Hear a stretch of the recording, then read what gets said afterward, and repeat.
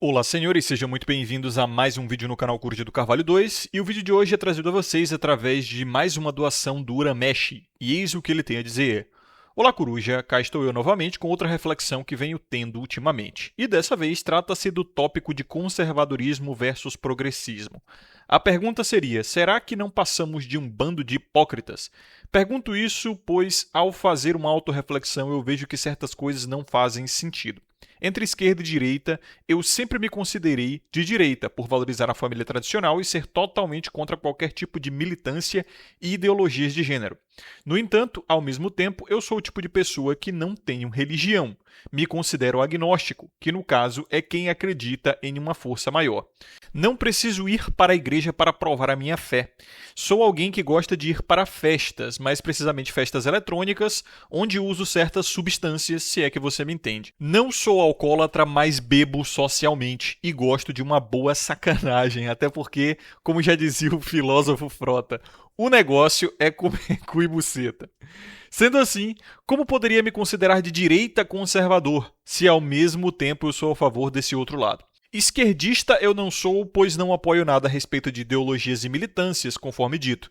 Porém, não pago de falso moralista em relação a não gostar de sair e curtir a vida. O termo liberal, em inglês liberal, traduz-se para ser um cara aberto a novas ideias. Eis o porquê da palavra progressista, progresso. Algo que o conservador já é mais reservado e não gosta de mudanças bruscas. Eu não sou a favor do progressismo com pautas gays, feministas, etc.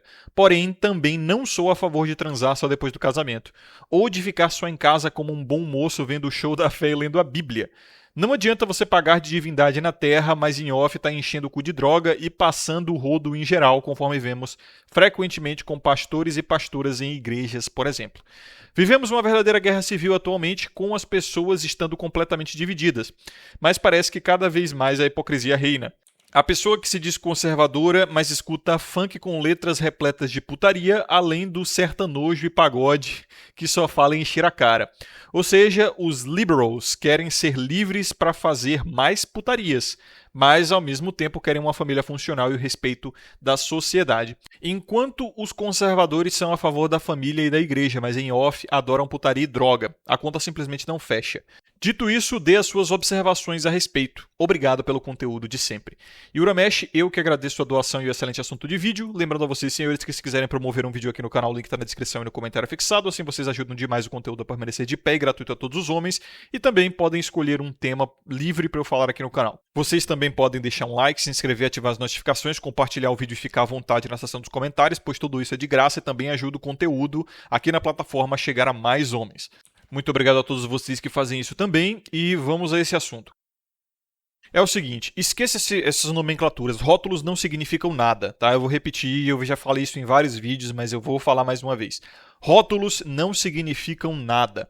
A pessoa vai se rotular esquerda, direita, cristão, red pill, migtal, vai se declarar LGTV, vai criar um monte de nomes para tentar pertencer a algum tipo de tribalismo, um pseudo-tribalismo criado aí, para fazer as pessoas se sentirem dentro de algo, pertencendo a algo, para elas fazerem algum tipo de comunhão e se identificarem de uma maneira mais rápida. Porque ninguém quer realmente ouvir como você construiu o seu pensamento, qual a sua opinião a respeito de cada assunto específico. Ninguém quer saber a sua individualidade, ninguém está tão interessado assim no outro, tá? Nem casais que se amam, ou pelo menos dizem que se amam e se adoram, estão interessados nisso. Verdade seja dita, né? O gênio egoísta, padrão, isso aí é normal. Quanto mais você vive e amadurece, mais você percebe que o ser humano é assim. E eu, na verdade, prefiro que seja assim. Então as pessoas, elas criam rótulos para fácil identificação, entendeu? Tipo, você é de esquerda, então você fica nesse grupinho. Você é de direita, fica naquele grupinho e tal. E acontece muito frequentemente que dentro desses grupos haja uma alienação. É o conceito de Matrix que a gente fala dentro da Red Pill, né? Engraçado. Também já fiz vídeo a respeito disso, de como a Red Pill ela pode se tornar uma nova Matrix, onde as pessoas elas começam a alienar suas opiniões, suas convicções pessoais, tá? E passam a ignorar tudo aquilo que elas acreditam que é certo em prol de um grupo.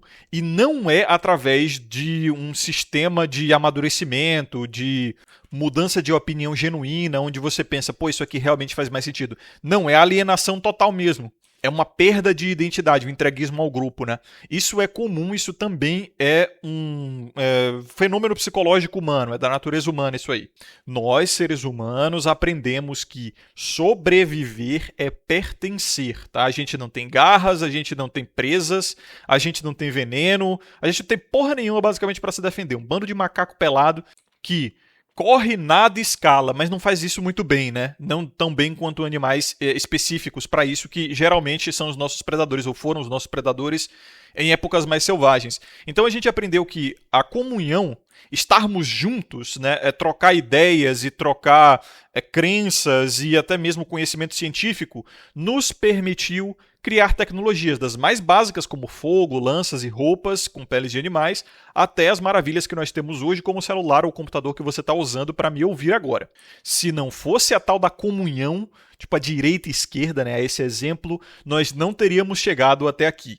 É nosso determinismo biológico, é nosso instinto, entendeu?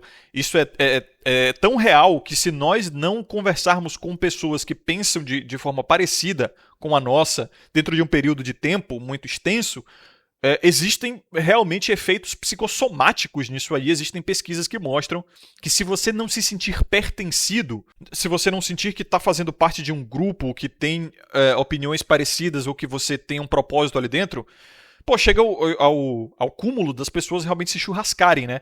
Inclusive, a palavra inútil é a mais comum nas cartas de suicídio.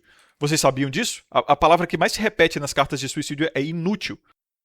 O que uma pessoa que toma essa decisão trágica a respeito da própria vida está querendo dizer com inútil quando ela bota na sua carta de suicídio ali? Ela está querendo dizer que ela não vê propósito em existir. Ela não vê sentido na própria vida porque ela não está servindo para nada, né? E é muito bom falar sobre isso porque existem homens aqui dentro da comunidade, como naquele vídeo, muitos comentaram naquele vídeo que eu falei, né? Homens que não fazem parte da cultura atual, que se sentem deslocados, que se sentem isolados, que se sentem solitários, não na solitude, né? Mas na solidão realmente.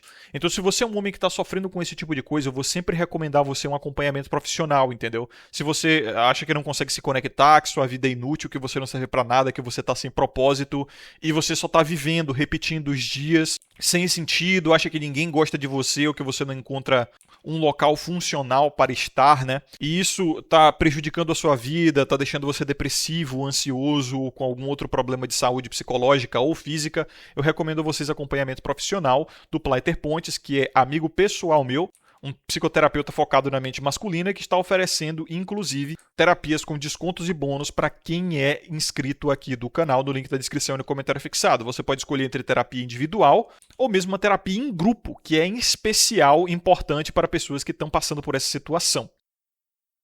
E é a que eu recomendo também, porque tem caras que estão com problemas muito parecidos ali, que fazem parte da comunidade também. E esse tipo de coisa sempre foi importante para o homem, né? Sempre foi importante para a masculinidade. E os homens, eles gostam disso. Claro, eles também precisam do seu tempo sozinhos, a famosa caverna, é o que eu chamo de solitude. Solitude não é solidão. A solidão é você estar sozinho quando você não quer estar, quando você precisa de companhia. A solitude é quando você está sozinho e gosta de estar sozinho quando você quer estar sozinho. Tipo, você socializou, você ficou com a galera ali, um aniversário, uma festa, uma data comemorativa. Beleza, agora eu vou me retirar para a minha solitude.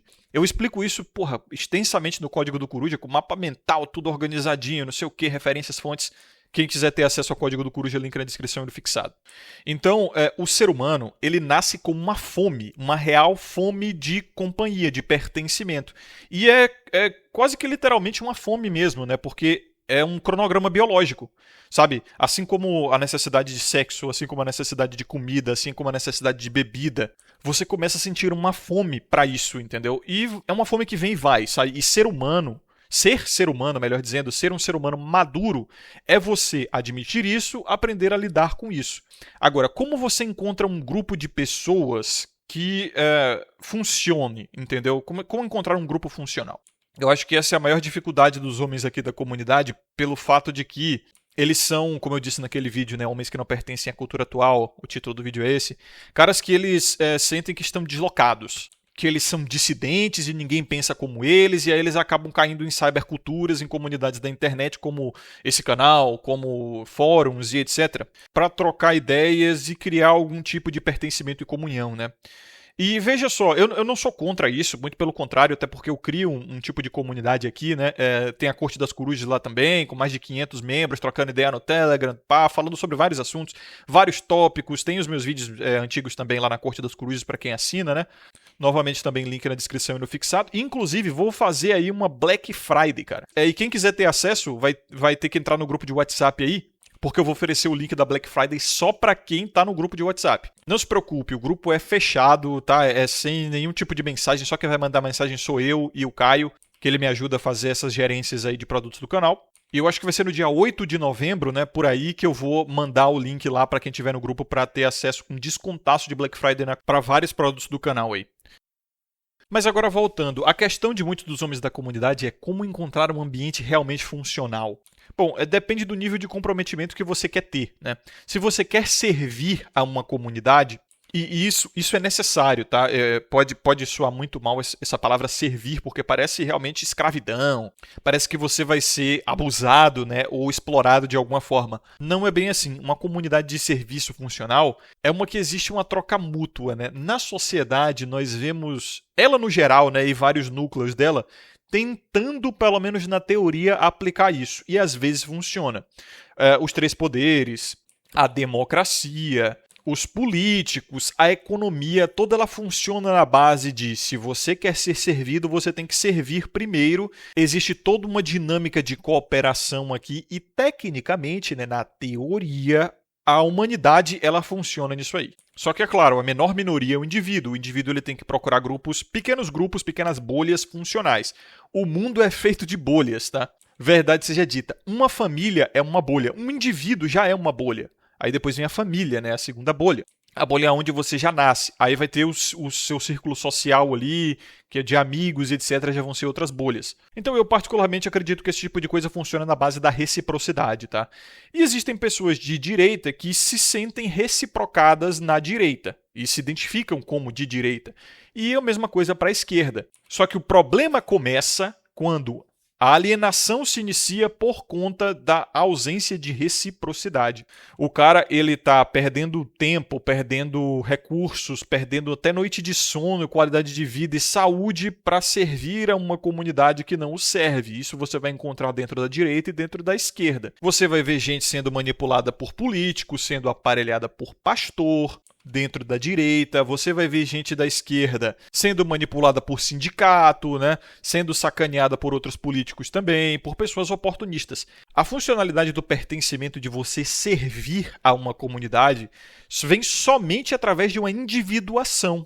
É uma coisa que eu explico também fortemente no Código do Coruja no primeiro módulo. Eu falo sobre filósofos egoístas como Ayn Rand, como Nietzsche, como Henry Bergson, Max Stirner, eles vêm com todas as teorias a respeito da individuação, onde você não simplesmente se torna uma pessoa egoísta, puxando o tapete dos outros e tudo pra você e nada mais pra ninguém. Não, principalmente Ayn Rand e Max Stirner falam de associações de egoístas. É a famosa ágora, o agorismo, né? O agorismo grego. Inclusive, para você entender bem, de fato entender os materialistas, principalmente Nietzsche, que é mal entendido pra caramba hoje em dia, né? Você tem que, os materialistas modernos, eu digo, você tem que pegar os materialistas clássicos primeiro, que são os gregos.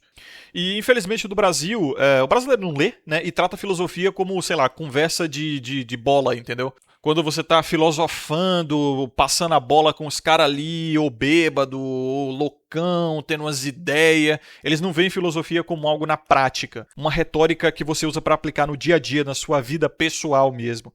Infelizmente, o brasileiro, ele trata, a maioria, né? Trata qualquer palavra com, sei lá, mais de 4 sílabas, uma palavra extremamente requintada e qualquer ideia que seja um pouquinho mais profunda, como, sei lá, papo de guru, ou algum tipo de mantra ou uma viagem psicodélica, né?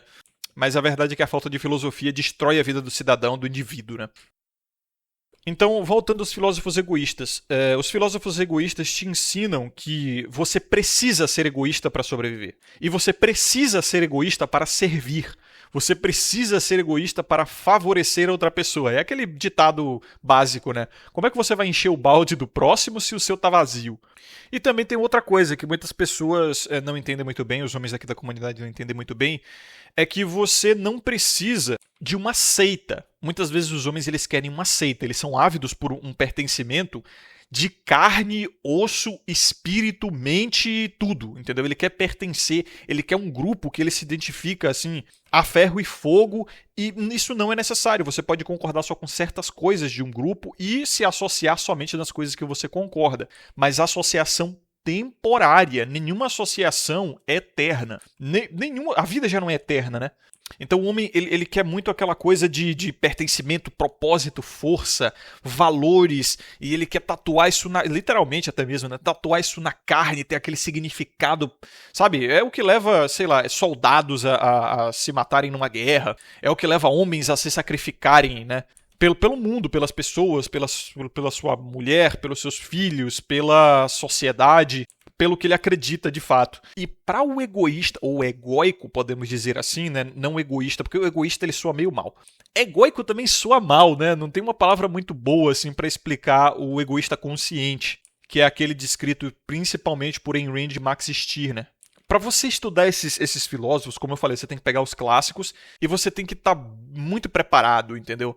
Porque vai quebrar muitas das suas convicções, principalmente convicções masculinas. Inclusive, Max Stirner é muito lido por mulheres feministas, justamente porque ele fala a respeito de quebra de padrões sociais. É Nietzsche também, né? Vamos convir. Max Stirner fala sobre essa quebra de convenções sociais e de você ser aquilo que você quer ser. Isso casa muito com aquela narrativa liberalista, né?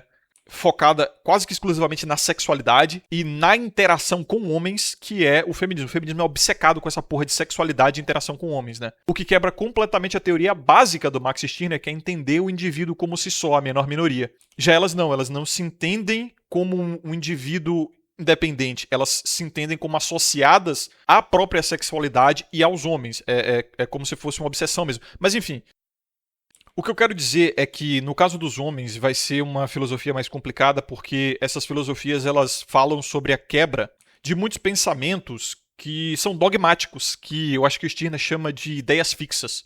E é o motivo pelo qual a maioria das pessoas se associa ou à esquerda ou à direita, né, e ficam levantando bandeira e esses rótulos aí sobre si mesmos. O homem, por exemplo, vai dizer o seguinte: eu sou contra o aborto, e por isso eu me associo mais à direita porque a direita é contra o aborto. Então você vê o caso do Uramesh aqui. Ele diz ser mais à direita e na vida pessoal dele ele deve até se identificar como de direita porque é meio que o que sobra para as pessoas entenderem, sabe? Quando te perguntam assim a respeito dos seus posicionamentos e tal, você não pode nem dizer, olha, eu não sou nem de esquerda nem de direita, porque ninguém já vai te botar ou na esquerda ou na direita ou vai te botar como isentão. Aquela pessoa medrosa, né? Que não quer entrar em conflito com ninguém, que quer ser amigo de todo mundo. E essas ideias fixas que Stirner cita, esses pensamentos dogmáticos, vai fazer as pessoas enxergarem você como elas bem quiserem, tá? Então não adianta você dizer assim, olha, eu sou contra o aborto, mas eu também sou contra o sexo só depois do casamento, como o Uramesh aqui falou, né? Ele nem falou sobre aborto, mas eu tô colocando aqui como exemplo. As pessoas vão automaticamente colocar na direita, entendeu? Porque a pauta contra o aborto é fortíssima na direita. Então eles identificam você a partir das crenças ou opiniões ou posicionamentos, pensamentos que são os maiores identificadores de cada grupo, né? O maior identificador da direita é ser contra o aborto, um dos maiores, pelo menos. Então não adianta se você é comunista, se você é a favor do feminismo, se você é isso e aquilo. Tu falou, sou contra o aborto. Direita, cara, acabou, entendeu? Então, assim, é assim que surge a alienação. Você acaba sendo quase que coagido a um grupo, né? As pessoas vão te colocando nesse grupo e se você deixar, se você não for uma pessoa individualizada o suficiente, fudeu, meu parceiro. Você vai acabar acatando essa decisão e mais cedo ou mais tarde você vai se ver se alienando. E o homem é complicado, porque o homem ele tem esse instinto, ele foi selecionado para servir a um significado, a um propósito e coisas simbólicas. As mulheres elas foram selecionadas para servir a si mesmas. As mulheres que foram mais egoístas, vamos botar assim, elas sobreviveram mais e se reproduziram mais. Os homens que serviram a significados, propósitos, grupos e símbolos sobreviveram mais e se reproduziram mais. É só você pensar. Não precise ir muito longe. Cara, pare para pensar. O homem que mais se reproduz, que mais tem filhos, é aquele que consegue sustentar uma mulher e seus filhos, e ele serve a essas mulheres e a essas crianças. Porque mulheres e crianças não conseguem se proteger e se prover sozinhas. Talvez consigam as mães solteiras e blá blá blá empoderadas no mundo de hoje, que é extremamente recente, com policiamento, com entrega de comida, com eletrodoméstico, tecnologia, com cidades grandes, né? Com empregos de ar-condicionado, escritório, atendimento e até empregos digitais. A renda digital você pode ter. Então, hoje, de fato, uma mulher pode viver sem um homem assim, para questões financeiras e criar seus filhos sozinha, falando de questões financeiras. Quando eu digo sozinha, é fora de uma união afetiva, é isso que eu quero dizer. Mas até poucas décadas atrás, não precisamos nem muito longe, isso era inimaginável, impossível, tá? Então, os homens que mais se reproduziram, vi de teu avô que deve ter tido 12 filhos aí, trabalhava igual um boi, né? Vivia para sustentar a casa, servia a mulher, servia os filhos, e como é que ele sustentava essa porra toda psicologicamente? Porque, porra, o ser humano não é só corpo, né? Tem a mente também. Então tudo isso vinha através de significado, de propósito, de sensação de pertencimento, porque eu tenho uma função, porque eu sou pai, porque Deus quis, porque esse é o meu papel, eu nasci para isso, porque esse é o propósito divino, enfim. E quando um homem se torna pai, se ele quer que o seu filho chegue à idade adulta com saúde, dada também o tempo que demora para o filhote humano maturar, né? O homem ele precisa fazer esse comprometimento para o resto da vida dele. Até porque um cara que ele tá nessa labuta, ele não vai querer ter um filho só. Então o comprometimento que ele tem para a mulher e para os filhos é eterno, cara. Daí você entende muito mais porque a mente masculina ela flui mais para questões pós-vida, significado e propósito além da vida, essa espiritualidade transcendental e comprometimentos e associações eternas, né? Ou pelo menos vitalícias. Por isso que a religião dos homens é uma religião muito mais focada nisso, né? Como o cristianismo. E até a diferença entre homens e mulheres cristãos é que o homem cristão ele está muito mais preocupado com como ele vai ser julgado no pós-vida e os comprometimentos eternos que ele está fazendo. A mulher, por outro lado, a mulher cristã, ela está muito mais preocupada em como a sociedade vai julgá-la. Ela entende a religião de uma maneira muito mais materialista e ela vê o dogma ali como algo que ela tem que obedecer para ganhar o crédito social daquela comunidade, entendeu? É por isso que as mulheres perguntam, mas o cristianismo julgava muito a sexualidade feminina, eles vinham com esses envergonhamentos a respeito da mulher não ser virgem, a respeito da mulher transar, a respeito da mulher ser assim e assado, eles julgavam demais. Mas se não julgar, a mulher não obedece. O homem, ele consegue entender aquela questão do dogma, assim, tipo, não, Deus está me vigiando. Ou tipo, eu não posso fazer isso porque isso é disfuncional para o grupo, para a sociedade, para a comunidade aqui que eu estou servindo. Já a mulher não. Se ninguém estiver olhando, ela vai fazer, entendeu? Ela vai transgredir. Então elas têm uma visão muito mais a respeito do julgamento social e de como as pessoas a percebem, né? Um respeito muito mais à opinião alheia, como as pessoas pensam dela do que realmente a doutrina ali. Então essa foi a ferramenta que todas as religiões usaram. Todas as religiões importantes do mundo eram extremamente julgadoras, davam muita infâmia à sexualidade feminina principalmente, que como eu falei é meio que a obsessão delas, né? É o que elas usam para se expressar socialmente, não à toa que o feminismo, que é a narrativa do empoderamento, basicamente se caracterizou, parou mais isso, né? Mas ainda tem, principalmente na Europa, se caracterizou por mulheres andarem peladas na rua. Tipo, isso parou mais porque aqui no Brasil as roupas já são muito curtas por conta do calor e da cultura, então meio que ninguém liga muito, né? Mas a narrativa, uma das grandes narrativas do feminismo ainda é a mulher pode se vestir do jeito que ela quiser, e aí é basicamente andar seminua. Então a sexualidade é o poder, entendeu? E eu não digo isso nem assim, para ser ofensivo com as mulheres e para ser julgador e tal. É simplesmente do jeito que as coisas acontecem, e é o que é observável. Inclusive, mulheres honestas admitem isso. Como, por exemplo, Camille Paglia, Esther Vilar. Com aquela outra feminista, esqueci o nome, mas enfim, feministas realmente honestas admitem esse tipo de coisa. E justamente por isso que o feminismo agora ele tá lutando para acabar com esse tipo de coisa, né? Por exemplo, essas notícias, basicamente toda semana tá surgindo um projeto de lei para criminalizar ofender mulher, deixar a mulher triste e falar alguma coisa que a mulher não gosta, né? Agora é pegar o conceito de misoginia, né? Que essencialmente é deixar a mulher triste, é insatisfazer a mulher, deixar falar o que a mulher não quer ouvir, e botar isso análogo ao racismo, né? Então você vê que a luta é justamente acabar com o julgamento social, porque isso geralmente vai tirar o poder delas da sexualidade. Então o poder feminino, o poderio, o domínio delas é muito prejudicado por isso, por retóricas, por narrativas, pela ideia social de que o que elas estão fazendo, o que elas querem fazer é errado. Isso as desempodera, né? Vamos botar assim. E é claro, a diferença principal entre a esquerda e a direita e entre homens e mulheres é aquela visão a respeito da economia, né? Os homens eles têm uma visão mais a longo prazo, então eles entendem conceitos como inflação, oferta e demanda, construção de capital e etc. Porque os homens, no fim das contas, eles são os produtores da sociedade, né? Eles sabem de onde o dinheiro vem, como se produz dinheiro. Já a mulherada ela não tá nem aí para isso, entendeu? É muito comum quando você vai conversar com mulher a respeito desse tipo de coisa, se você é maluco, né, como eu já falei, porque além de dar uma raiva enorme, não delas, mas de como elas são incapazes de compreender o conceito econômico básico, não leva a absolutamente nada e pode criar até um atrito entre vocês. Não, pode não, quase certeza vai criar. Vai haver uma dissonância cognitiva, vai haver ali um mal entendimento, né? Vai levar pro pessoal, é normal, elas são mais emotivas e é assim mesmo.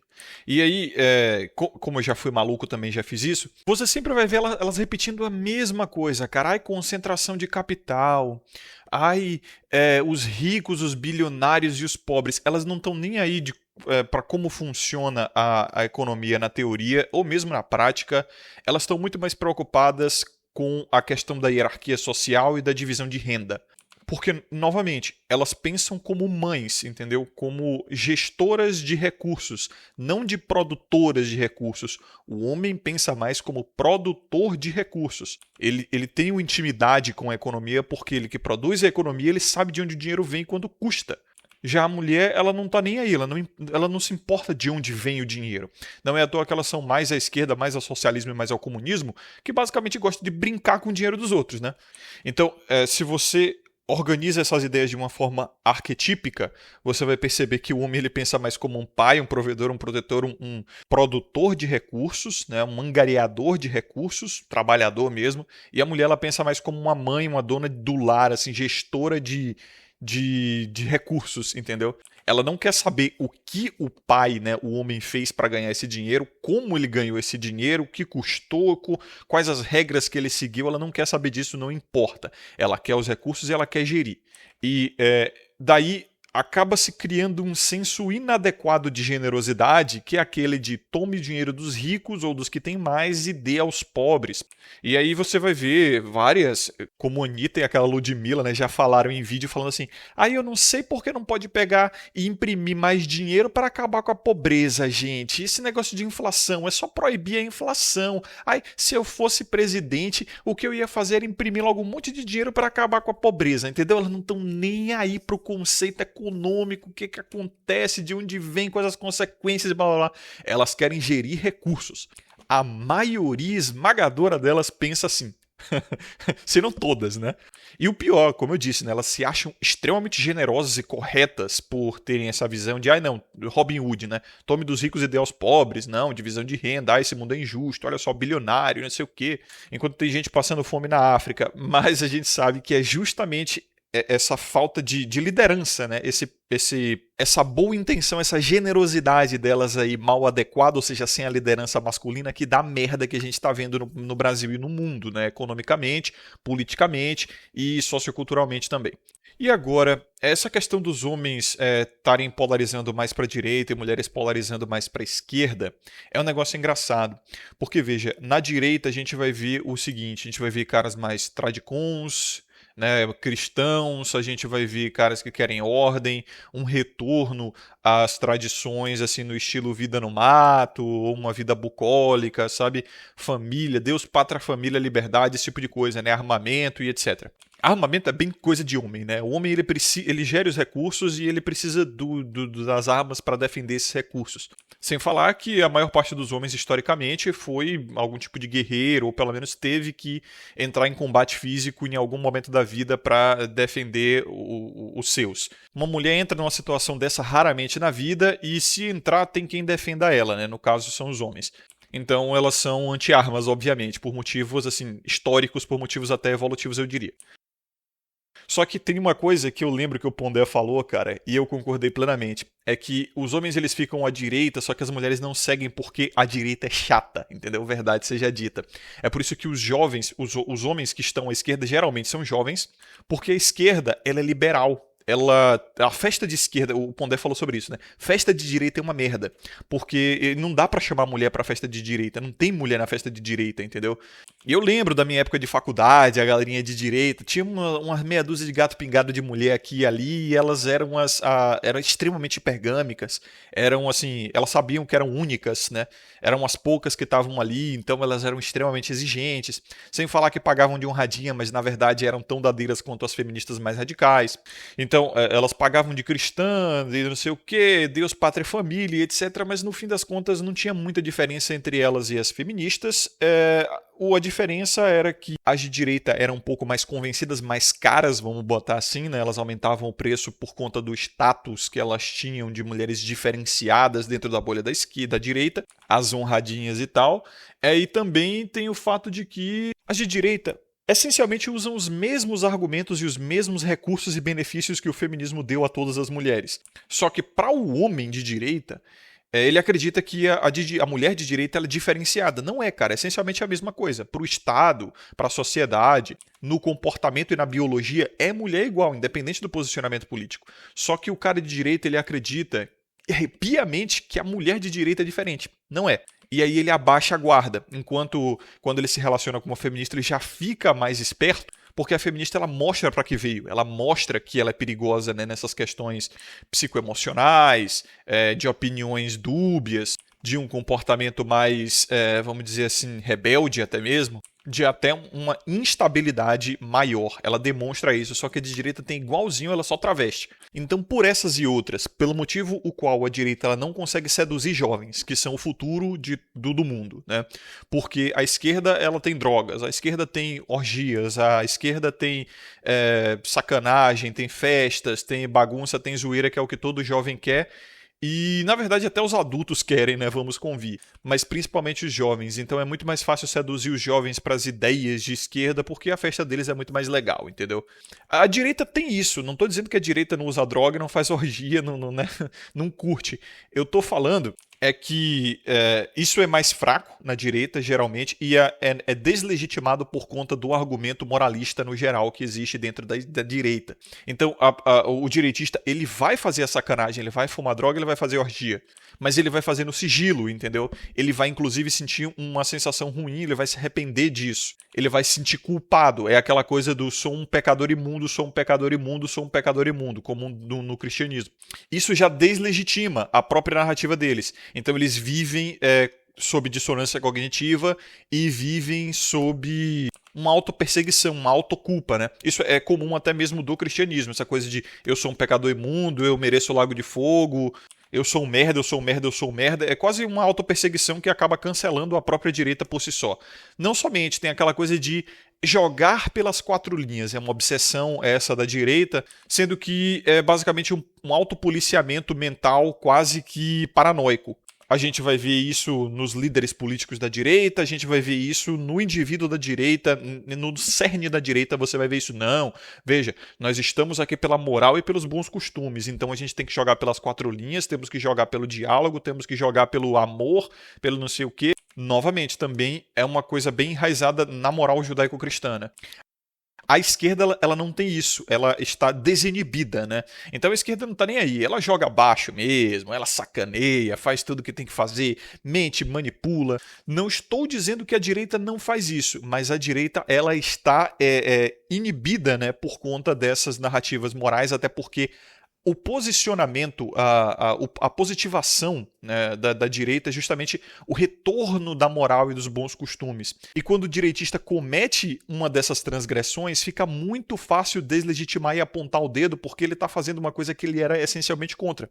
A esquerda não tem essa inibição, entendeu? A esquerda não defende praticamente nenhuma moral. Basicamente o faço o que tu queres é de ser tudo da lei, né? É a porra da lei de Telema. E aí não tem como encaixotar, né, as ações da esquerda nessa brincadeira, então eles estão mais livres, eles estão mais soltos. Isso dá poder à esquerda. Então a direita não está conseguindo se reproduzir. As mulheres de direita são extremamente raras, né? E como eu disse, são de esquerda travestidas, geralmente.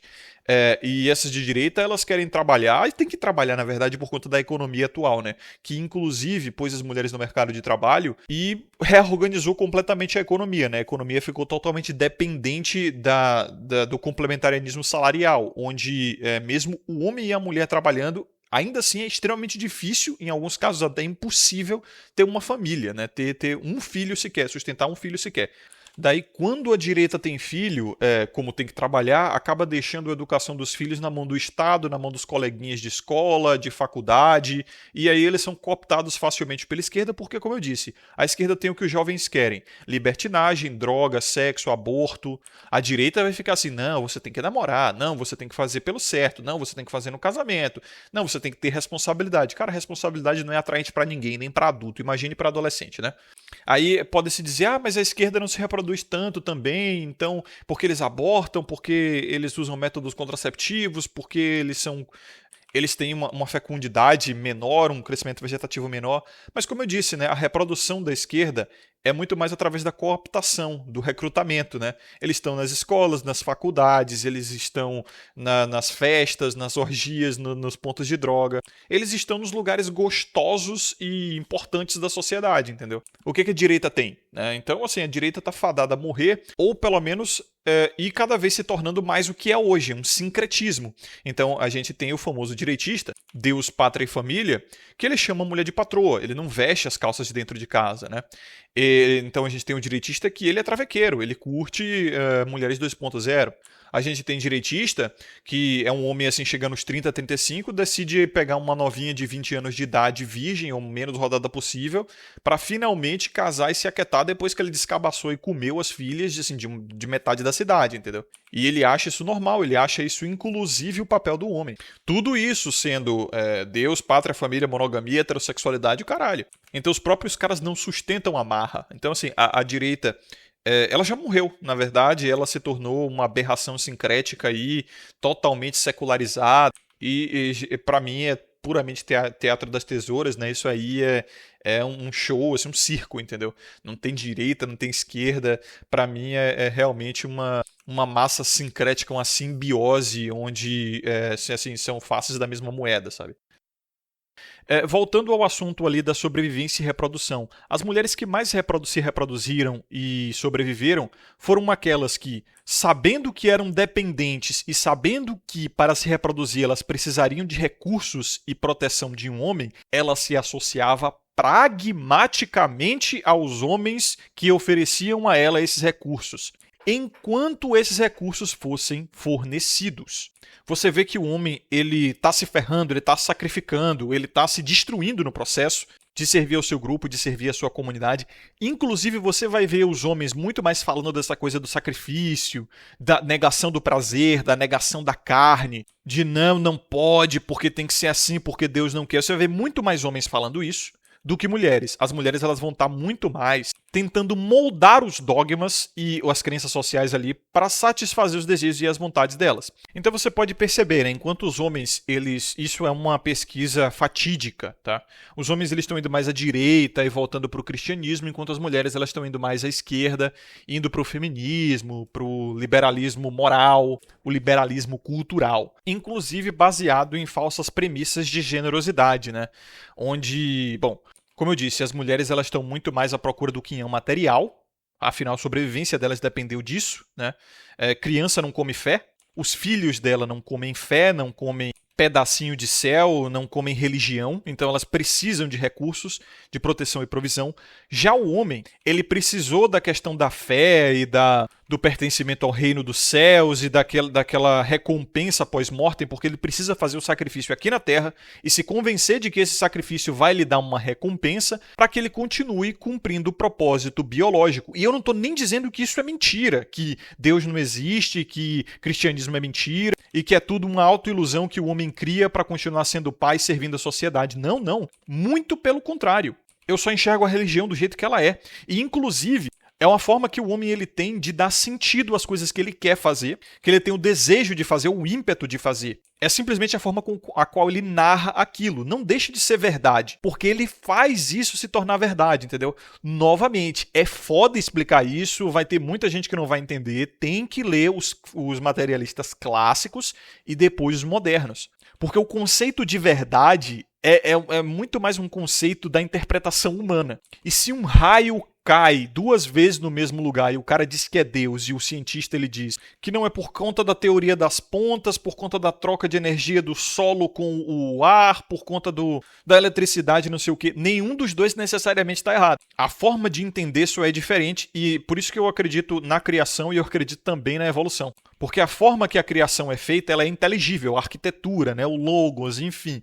Logos, inclusive, é um conceito grego. Aí você tem que pegar os materialistas gregos para depois entender os filósofos modernos.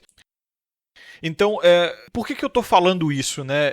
Por que esse canal é masculino e eu fico falando, toda vez que eu falo de homem, eu falo de mulher? Porque para vocês entenderem a mente masculina, a gente precisa botar ela em comparação com a mente feminina. Porque ao longo da história humana, o que se conhece como masculino é intrinsecamente ligado ao que é considerado feminino. Eu já cansei de falar isso pra vocês. Não se nasce homem, torna-se homem. Isso é uma verdade biológica, uma verdade psicológica, uma verdade social. Você foi concebido como menina. Na presença do genoma, do cromossomo Y no seu genoma, a vagina se fechou ali e o clitóris cresceu. Por isso que o homem tem aquela costura no saco, né? Era onde a sua vagina se fechou ali.